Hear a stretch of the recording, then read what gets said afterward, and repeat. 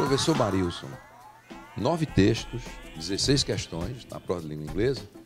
Eu lhe pergunto, é isso mesmo?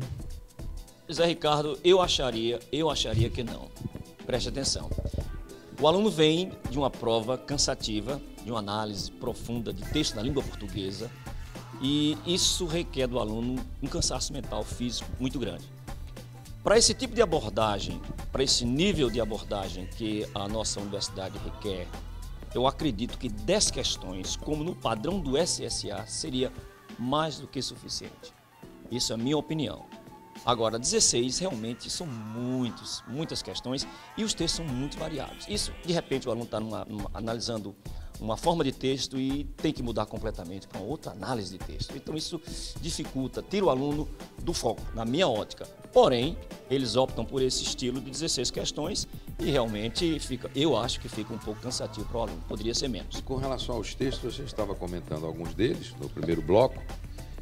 Restando alguns ainda que você iria comentar. Exato, Zé Ricardo. Dos textos, que foram vários, também teve um que me chamou a atenção.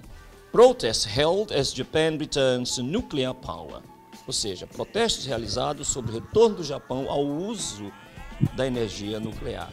A gente sabe que o Japão sofreu recentemente muito, um prejuízo grande, não só material, mas também humano, com o vazamento. Consequentemente, achava-se que o Japão estaria definitivamente abolindo tinha aprendido a lição.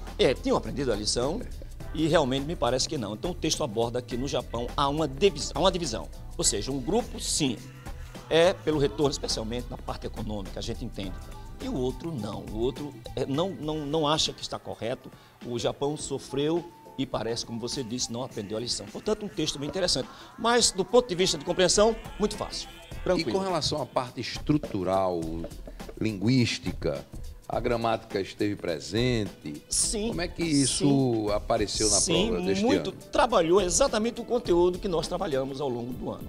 Sem problema nenhum. Trabalhamos com conjunções, trabalhamos com preposições, com pronomes interrogativos, expressões interrogativas, tempos verbais, phrasal verbs, que são os verbos frasais, e adjetivos, ou seja, tudo numa concepção de vocabulário. Perfeito. Algumas questões, não aquela gramática tradicional, onde você tem que... Não, dentro de um contexto. Então, tudo isso foi vivenciado e eu quero parabenizar pela escolha adequada dos assuntos. Eu gostei das conjunções. Conjunção é um conectivo importante para a compreensão de um texto. Eu gostei da preposição, enfim, todas as abordagens feitas pela comissão, nós aplaudimos. Nós achamos que foram bem felizes. E a prova, no seu todo, foi boa para o nosso aluno. Eu não vou dizer que foi fácil. Marilson, quem estudou, você acha que das 16 questões, qual seria uma média de acertos para aquele aluno que estudou regularmente? Para o aluno que regularmente? Estudou, das 16, ele fez 13 questões sem medo de errar. E aquele que estudou um pouco mais, fechou a prova. Mas não tem mistério essa prova de inglês. Eu quero, inclusive, parabenizar a comissão pelo objetivo que eles têm, porque o propósito deles é esse, de colocar essa prova acessível e muito variada. Do ponto de vista de variação, a gente não tem o que criticar, muito pelo contrário, tem que elogiar. Gostei muito da prova e o aluno acredita que muito mais ainda. Perfeito. Então, com essas observações, professor Marilson, nós encerramos os comentários de inglês, mas vem mais aí pela frente. Até já.